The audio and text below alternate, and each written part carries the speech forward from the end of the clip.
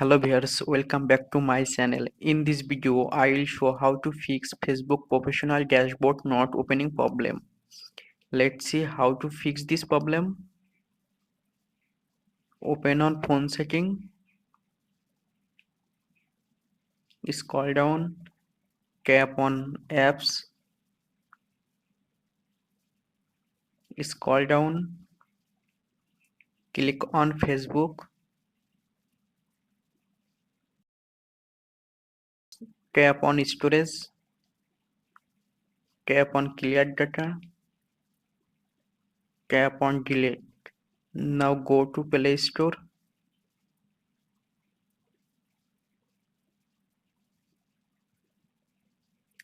search Facebook,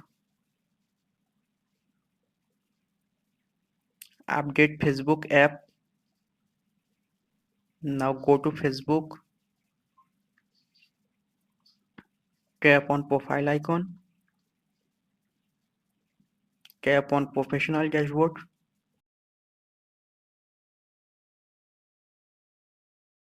Dashboard not opening problem solved. Thanks for watching. Don't forget like and subscribe.